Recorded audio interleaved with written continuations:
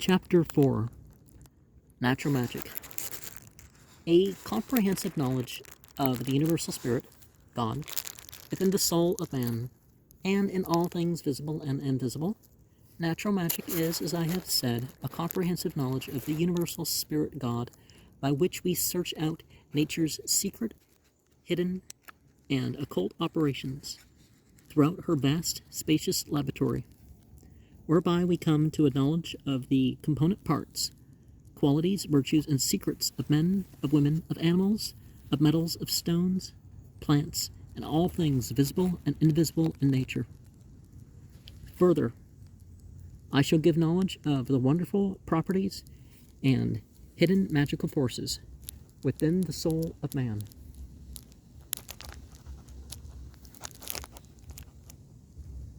by which the disciple may find exact resemblance or copy of the universal spirit, God, in all things.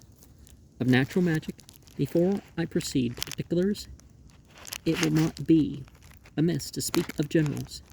Therefore, as an elucidation, I shall briefly show what sciences I comprehend under the title of natural magic, and to hasten to the point, I shall regularly proceed from theory to practice. Therefore, natural magic undoubtedly comprehends a knowledge of all nature, which I by no means can arrive at, but by searching deeply into her treasury, which is inexhaustible.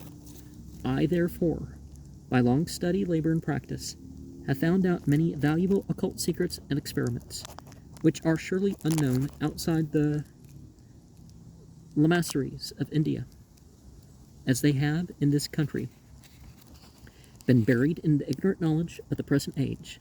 The adepts and yogis of India know that in nature the greatest secrets lay hid, and wonderful active powers are dormant unless excited by the vigorous faculty of the mind of man. But as in these latter days men give themselves almost wholly up to vice and luxury, so their understandings have become more and more depraved, till, being swallowed up in the gross senses, they become totally unfit for divine contemplations and deep speculations in magic, their intellectual faculty being drowned in obscurity and dullness by reason of their sloth, intemperance, or sensual appetites. The followers of Pythagoras enjoined silence and forbade the eating of the flesh of animals, the first because they were cautious and aware of the vanity of the vain babbling and fruitless cavilitions. They studied the power of numbers to the highest extent. They forbade the eating of flesh, not so much on the score of transmigration, as to keep the body in a healthful and temperate state. Well, it's more about balance rather than abstaining from such things, and certainly some meats form an issue, but not everything. Free from gross humors. By these means, they qualified themselves for spiritual matters and attained unto great and excellent mysteries, and continued in the exercise of charitable arts and the practice of all moral virtues. Yet, seeing they were heathens, they attained not unto the high and inspired lights of wisdom and knowledge that were bestowed on the high-grade adepts and master lama in the temples of mystic India. But they mortified their lusts, lived temperately, chaste, honest, and virtuous, which government is so contrary to the practice of modern Christians that they live as if the blessed word had come upon the earth to grant them privilege to sin. However, I will leave Pythagoras and his followers to hasten to my own work, whereof I will first explain the foundation of natural and Hindu magic in as clear and intelligible a manner as the same can be done, because of course it goes beyond names and jargon. So the occult sympathy of all things, the wonders of magical attractions, I mean fully to display under the title of a meal and magical attraction. But here I hasten to investigate by what means, instruments, and effects you must apply actives to passives, to the protecting of rare and uncommon effects, whether by actions, amulets, allegations, and suspensions are rings, papers, unctions, suffumigations, allurements, sorceries, enchantments, images, lights, sounds, or the like. Therefore, to begin with things more simple. If anyone shall, with an entire new knife, cut asunder a lemon using words expressive of hatred, contumely, or dislike against any individual, the absent party, though at an unlimited distance, feels a certain inexpressible and cutting anguish of the heart, together with a cold chilliness and failure throughout the body. Likewise of living animals, if a live pigeon be cut through the heart, it causes the heart of the party intended to affect with a sudden failure. Likewise, fear is induced by suspending the magical image of a man by a single thread. Also, death and destruction by means similar to these, and all these from a fatal and magical sympathy. Likewise, of the virtues of simple animals as well as manual operations, of which we shall speak more anon. The application of hare's fat pulls out a thorn. Likewise, anyone may cure the toothache with the stone that is in the head of the toad. Also, if anyone shall catch a living frog before sunrise, and he or she spits in the mouth of the frog, will be cured of an asthmatic consumption.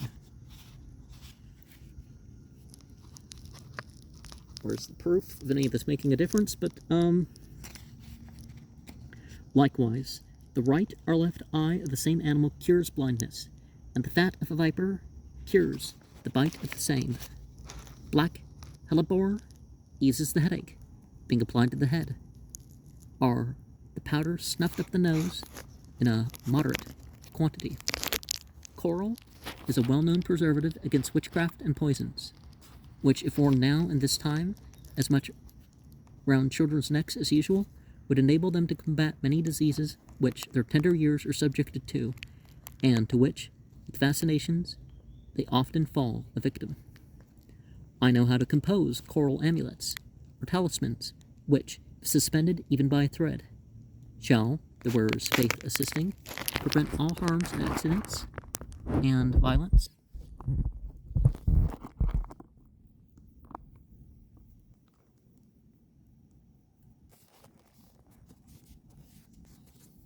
All harms and accidents of violence from fire, or water, or witchcraft, and help him to withstand all their diseases. The placebo effect it undoubtedly has a power, right? The Hindu adepts and Master Lamas both agree that in the toad, although so irreverent to the sight of man, and so noxious to the touch, and of such strong, violent antipathy to the blood of man, I say, out of this hatred, divine providence hath prepared us a remedy against manifold diseases, most inimical to man's nature.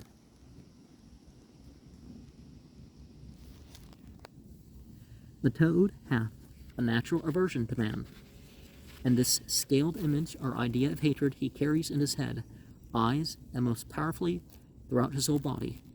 Now that the toad may be highly prepared for a sympathetic remedy against the plague or other disorders, such as the ague, the falling sickness, and various others, and that the terror of us and the natural inbred hatred may the more strongly be imprinted and higher ascend in the toad,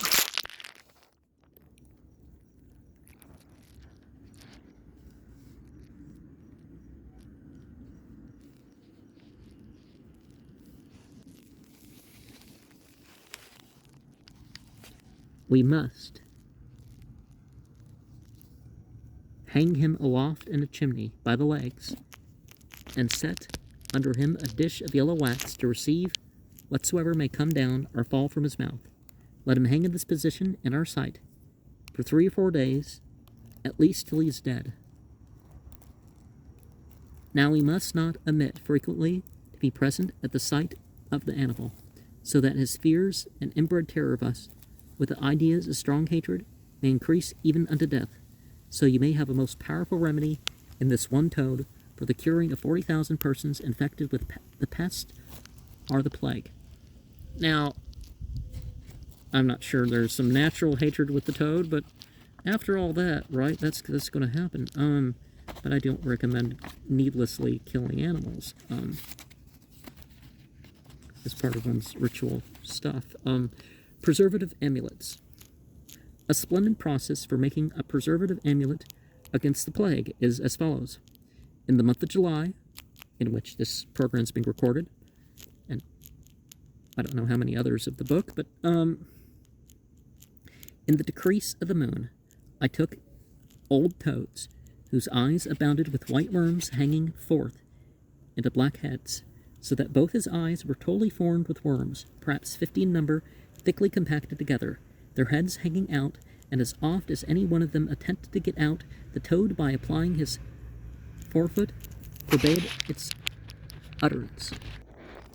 These toads, being hung up and made to vomit in the manner before mentioned, are reduced to insects and other matters ejected from the toad, with the waxen dish being added thereto, and the dried carcass of the toad being reduced into powder and mixed with a teaspoonful of temple incense, I form the whole into small cakes about 2 inches across, which, being bound above the left breast, drove speedily away all contagion, and being fast bound to the place affected, thoroughly drew out the poison. And these cakes were more potent after they had returned into use diverse times than when new. I found them to be a most powerful amulet against rheumatism, for if the serpent eateth dust all the days of his life, because he was the instrument of sinning, so the toad eats earth, which he vomits up all the days of his life, according to the epideptical philosophy. The toad bears an hatred to man, so that he infects some herbs that are useful to man with his poison in order for his death. But this difference note between the toad and the serpent. The toad, at the sight of man, from a natural quality sealed in him, called antipathy, conceives a great terror or astonishment, which terror from man imprints on this animal a natural efficacy against the images of the affrighted arcuse in man. For truly the terror of the toad kills and annihilates the ideas of the affrighted arcuse in man. Because the terror in the toad is natural, therefore radical. For the poison of the rheumatism and fever is subdued by the poison of the toad, not by an action primarily destructive, but by a secondary action, as the pestilent idea of hatred or terror extinguishes the ferment, by whose mediation the poison of the fever subsists, and proceeds to infect. For seeing the poison of the fever is the product of the image of the terrified arcuse established in a fermental putrefied odor and mammalian air. This coupling ferments the appropriate mean, and immediately the subject of the poison is taken away. Therefore the opposition of the amulet formed from the body, and so on, of the toad takes away and prevents the baneful and most horrible effects of the pestilential poison and ferment of the rheumatism. Hence it is conjectured that he is an animal ordained by nature, that the idea of his terror being poisonous indeed to himself should be to us and to our disease a poison in terror. Since therefore the toad is most fearful at the beholding of man, which in himself notwithstanding forms the terror conceived from man, and also the hatred against man, into an image and active real being, and not consisting only in a confused apprehension, hence it happens that a poison ariseth in the toad, which kills the pestilent poison of terror in man, to wit, from whence the arcuse waxeth strong. He, not only perceiving the pestilent idea to be extinguished in himself, but moreover because he knoweth that something inferior to himself is terrified, dismayed, and doth fly. Again, so great is the fear of the toad, that if he is placed directly before thee, and thou dost behold with an attentive, furious look, so that he cannot avoid thee for a quarter of an hour, he dies, being fascinated with terror and astonishment. The student may perform this experiment upon the toad and other reptiles of his nature, and become satisfied with the truth of this affirmation. May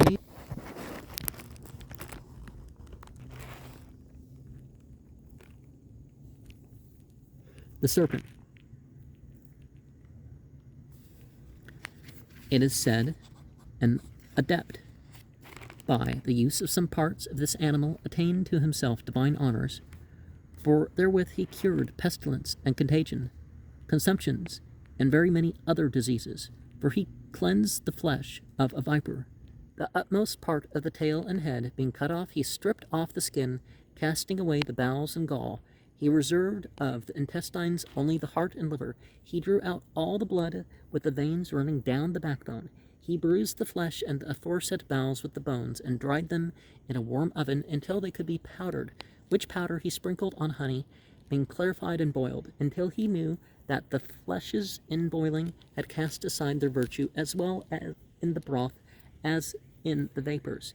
He then added unto this electuary the spices of his country to cloak the secret. But this death crept in by the serpent of old itself ought to be mitigated by the death of the serpent.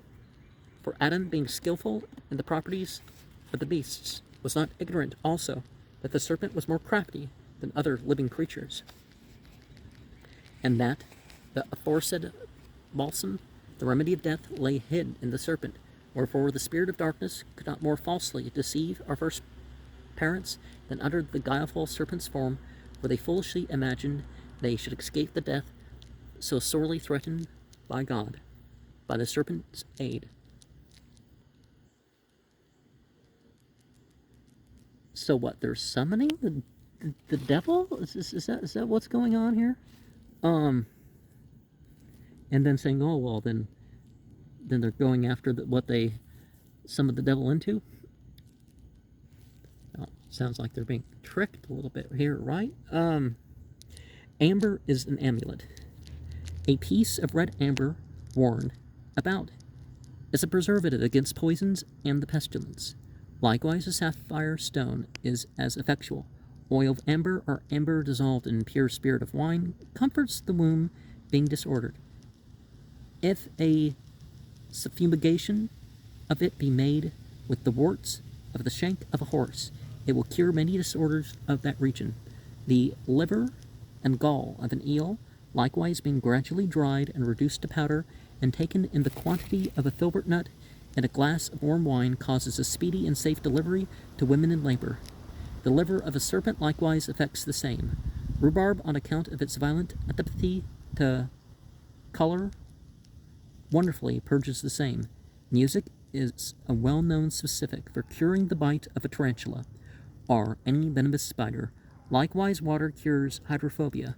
Warts are cured by paring off the same, or by burying as many pebbles secretly as the party has warts. The king's evil may be cured by the heart of a toad worn about the neck, first being dried. Hippomanus excites lust by the bare touch, or being suspended on the party.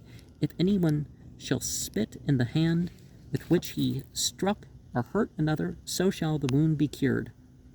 Likewise, if anyone shall draw the halter wherewith a malefactor was slain across the throat of one who hath the quinsy,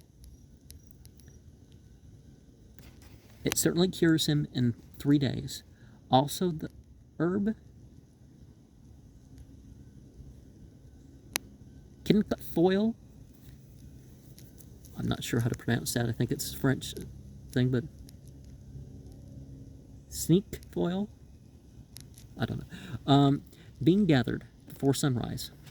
1 leaf there cures the ague of 1 day. 3 leaves cures the tertian, and 4 the quartan ague. Rape seeds sown with cursings and imprecations grows the fairer and thrives, but if with praises the reverse. The juice of deadly nightshade distilled and given in proportionate quantity makes the party imagine almost whatever you choose. The herb catnip being heated in the hand, and afterwards you hold in your hand the hand of any other party. They shall never quit you so long as you retain that herb. The herbs are smart, comfrey, flaxweed, and dragonwort. Adder's tongue. Isn't adder's tongue a, alternative to vanilla? Being steeped in cold water.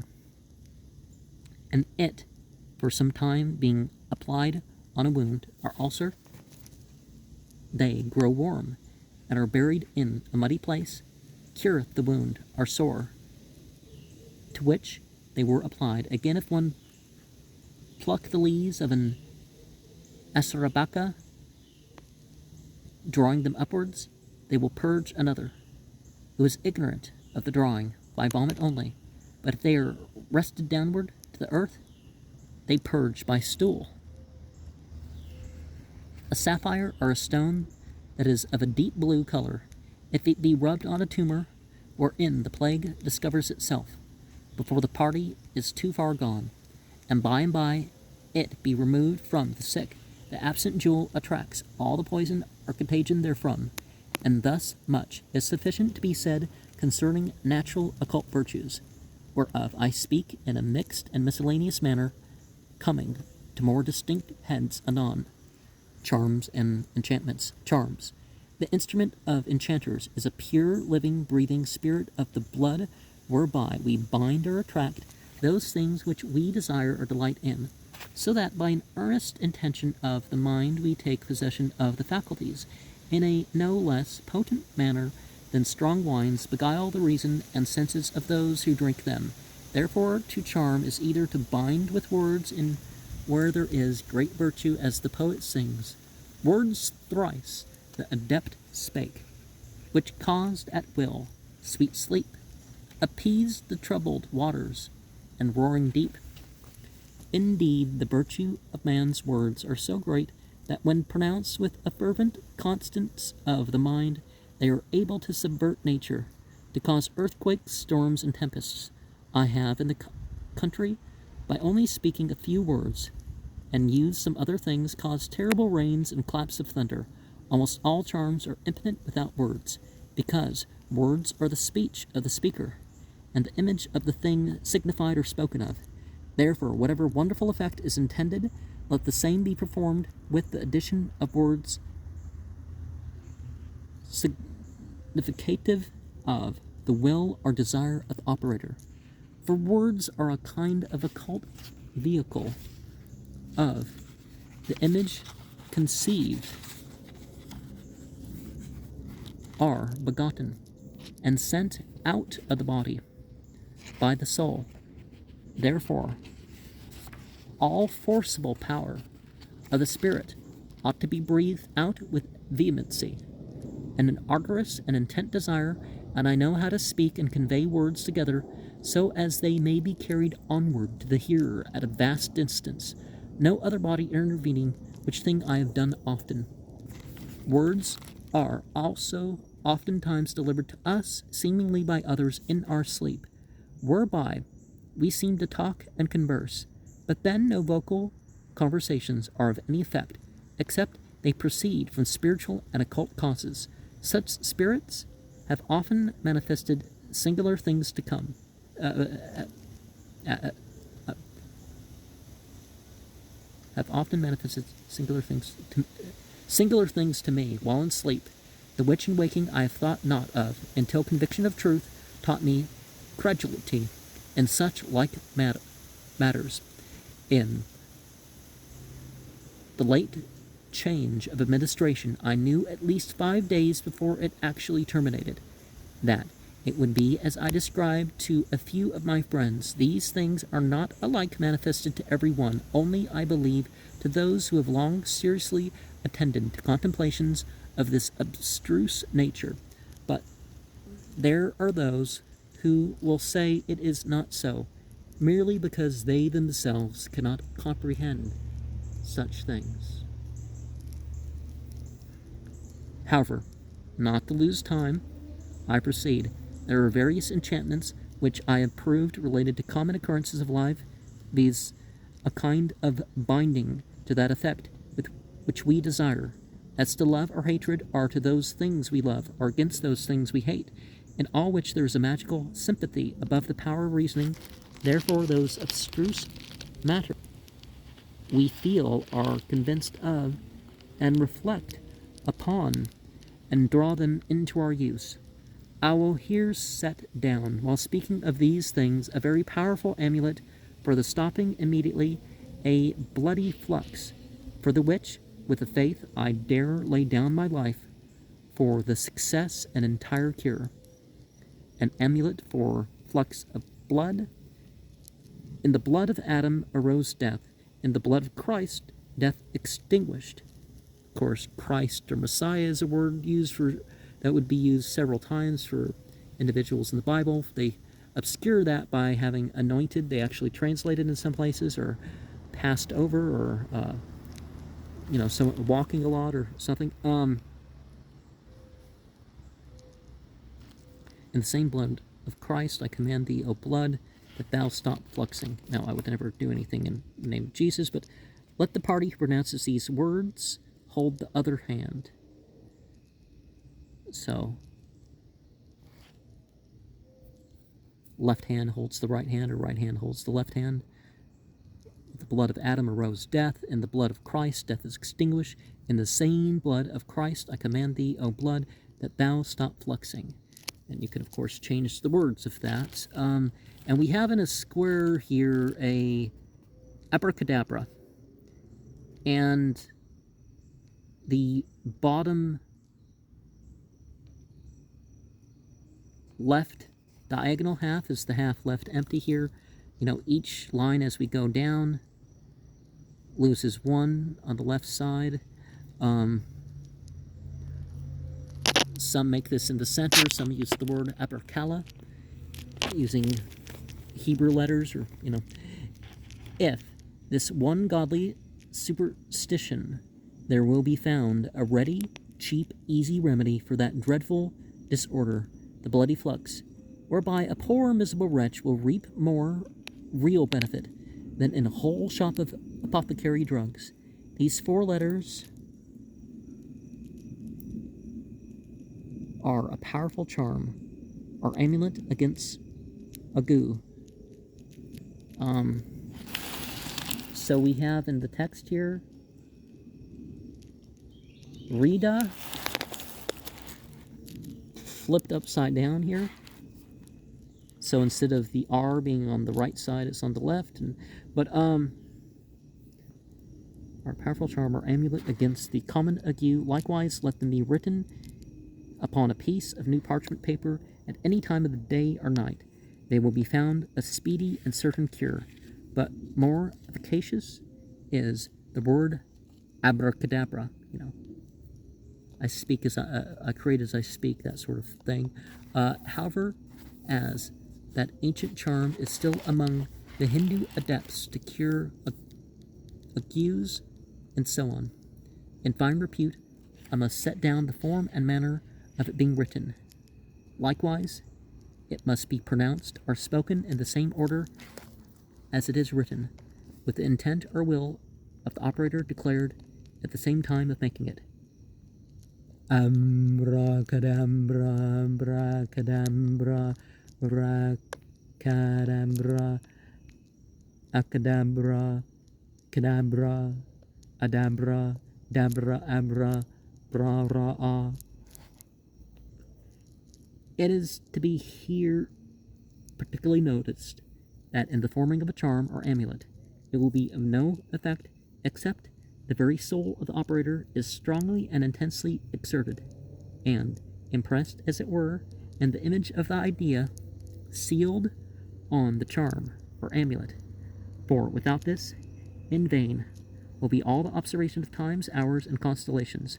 Therefore, this I have thought fit to mention once and for all, that it may be almost always uppermost in mind of the operator, for without this one thing being observed and noticed, many who form seals and so on do fall short of the wished-for effect. And Abracala, Bracala, Bracala, Akala, Kala, Allah, La, you know. And if you looked at the Goetia program 54, it's the one for Orbos, we find the Egyptian origin of that whole formula spoken of a little bit to give more light on the subject. Unctions and filters. Of unctions, unctions are unctions, colories, filters, etc., conveying the virtues of things natural to our spirits. Do multiply, transform, transfigure, and transmute it accordingly.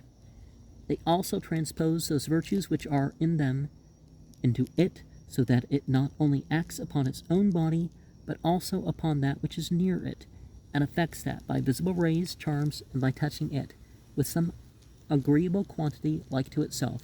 For because our spirit is the pure, subtle, lucid, airy, and unctuous vapor of the astral, nothing therefore is better adapted for colorums than the like vapor, which are more suitable to our spirit in substance, for then by reason of their likeness they do more stir up, attract, and transform the spirit. The same virtue have other ointments and confections, hence by the touch often plague, sickness, fainting, poisoning, and love is induced either by the hands or clothing being anointed, and often by kissing things being held in the mouth. Love is likewise excited. Now the sight, as it perceives more purely and clearly than the other senses, seals in us marks of things more acutely, and does most of all, and most before all others, agree with our fantastic spirit, as it is apparent in dreams, when things do seem more often present themselves to us than things heard, or anything coming under the other senses. Therefore, when colorums transform the visual spirits, that spirit easily affects the imagination, which being affected with diverse species and forms, transmits the same by the same spirit unto the outward sense of sight, by which there is formed in it perception of such species and forms in that manner, as if it were moved by external objects, that there appear to be seen terrible images, spirits, and the like. There are some colorums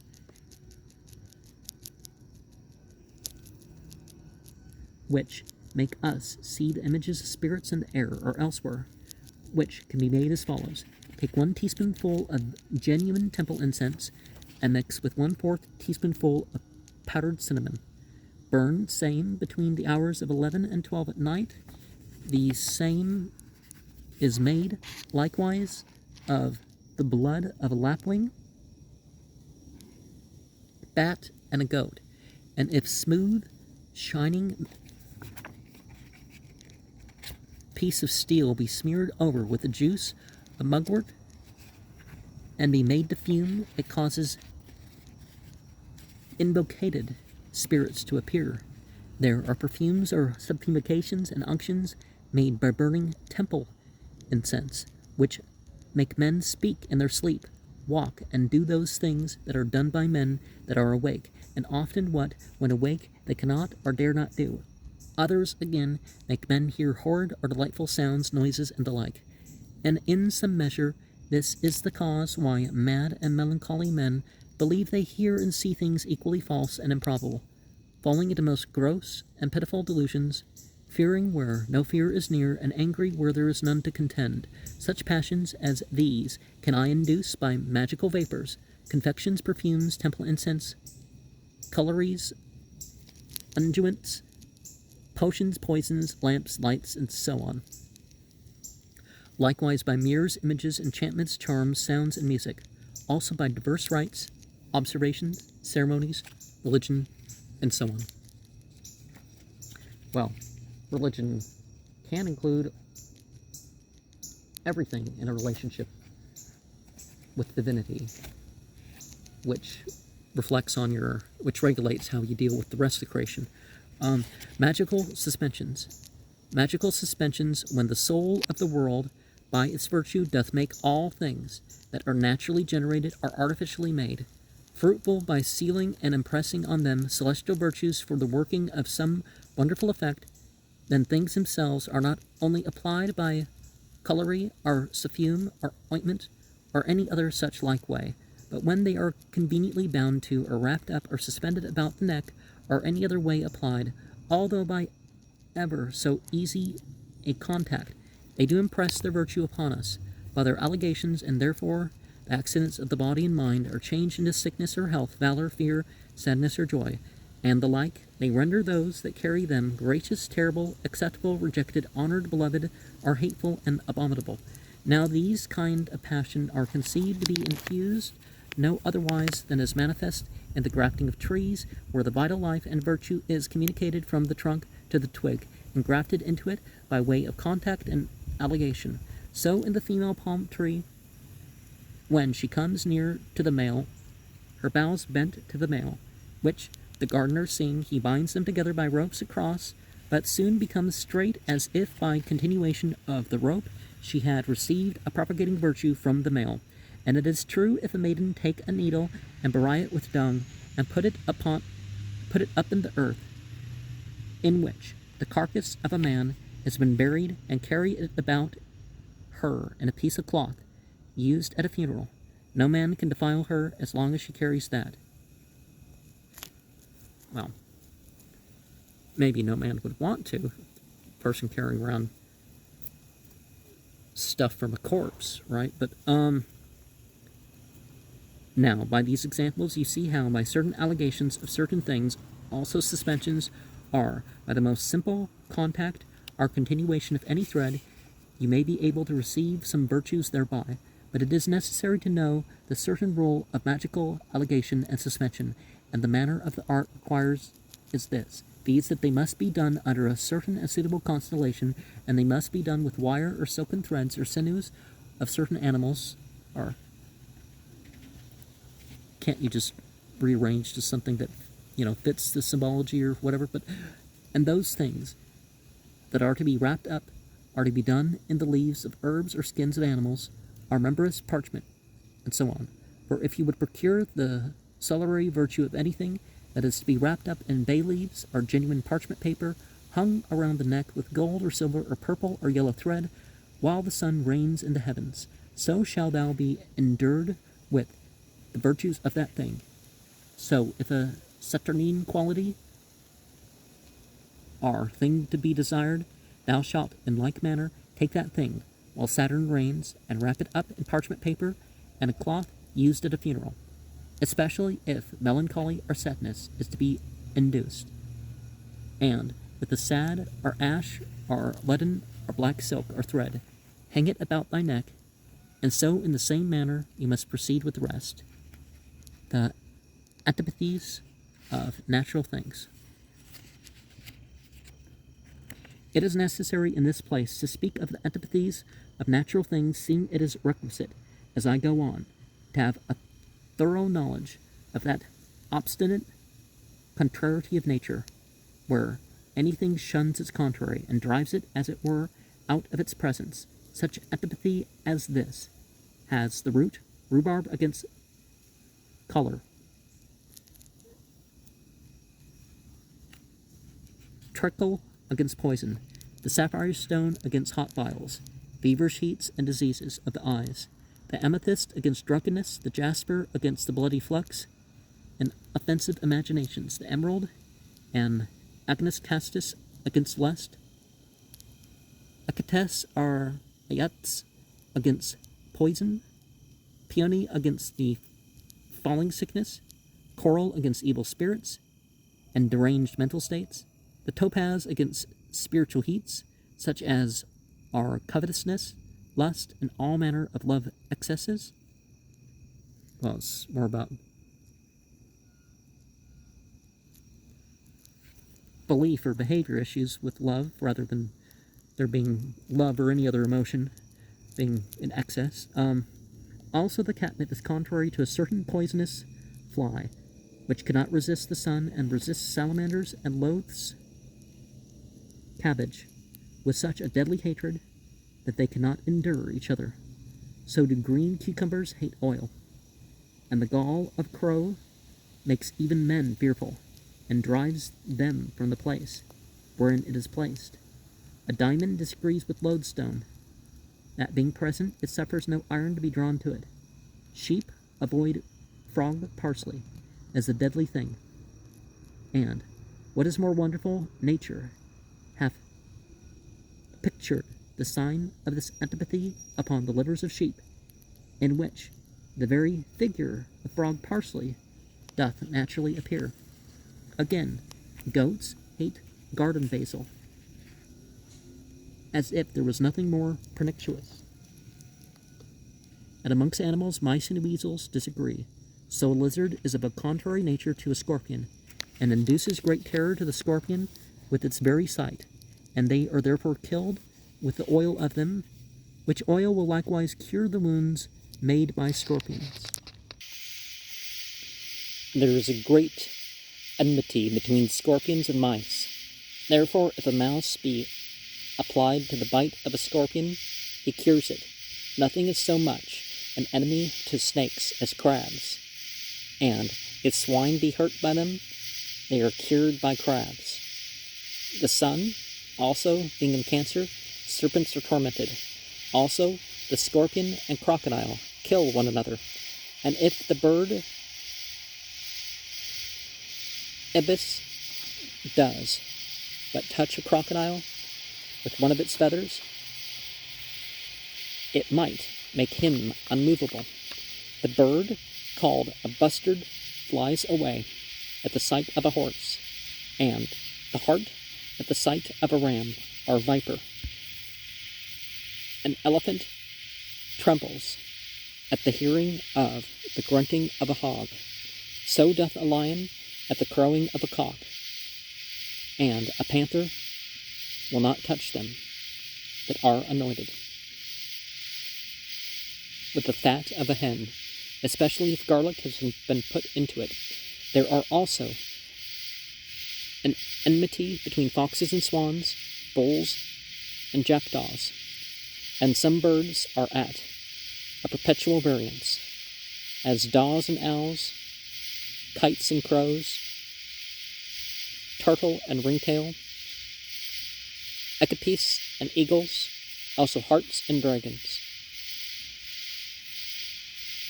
Amongst water animals, there is a great antipathy between dolphins and whirlpools, the mullet and pike, lamprey and conger, porcantrell and lobster, which latter, but seeing the former, is nearly struck dead with fear. But the lobster tears the conger. The civet cat cannot resist the panther, and if the skins of both be hung up against each other, the skins or hairs of the panther will fall off. I also say in the hieroglyphics, if anyone be girt about with the skin of a civet cat, he may pass safe through his enemies. The lamb flies from the wolf, and if the tail, skin, or head of lupus, the rabbit, be hung up in the sheep's cot, they cannot eat their food for very fear. I will here mention the bird called the marlin. The marlin that breaks the eggs of the crow, whose young are annoyed by the fox, that she will pinch the whelps of the fox, and the fox likewise, which, when the crow sees, they help the fox against her, as against a common enemy. The linnet lives in and eats thistles, yet she hates the donkey, because he eats the thistles and flowers of them. There is so great an enmity between the little bird called Esalon and the donkey, that their blood will not mix, and that at the simple braying of the donkey, Both the Echelon's eggs and young perish together. There's also a total antipathy of the olive tree to the harlot, that if she plant it will neither thrive nor prosper, but wither. A lion fears lighted torches, and is tamed by nothing sooner. The wolf fears not sword or spear, but a stone, by the throwing of which, a wound being made, worms breed of that beast. An elephant, when he rages, is quieted by seeking a rooster. A snake is afraid of a naked man, but pursues one clothed. A mad bull is tamed by being tied to a fig tree. Amber attracts all things to it, but garden basil and things smeared with oil, between which there is a natural antipathy. Well, a nice thick pair of pants will help keep a person from being bit by a lot of snakes. So, there's that too. The occult virtues of things. Occult virtues of things. It is independent. It's expedient for us to know that there are some things which retain virtue only while they are living, others even after death. So, in the colic, if a live duck be applied to the belly, it takes away the pain, and the duck dies. If you take the heart out of any animal, and while it is warm, bind it to one that has a quartan fever, it drives it away. So, if anyone shall swallow the heart of a lapwing, swallow a weasel, or mole, while it is yet living and warm with natural heat, it improves his intellect and helps him to remember, understand, and foretell things to come. Hence, this general rule that whatever things are taken for magical uses from animals, whether they are stones, members, hairs, excrements, nails, or any else, they must be taken from the animals while they are yet alive, and yet, if it is possible, that the frog, that they may live afterwards. If you take the tongue of a frog, you put the frog into water again. Lama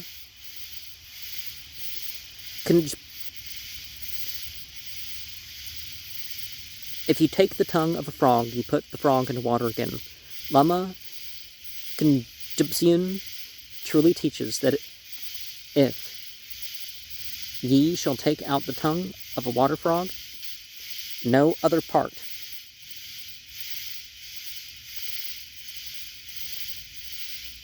of the animal shall take out the tongue. No other water sticking to it. This train.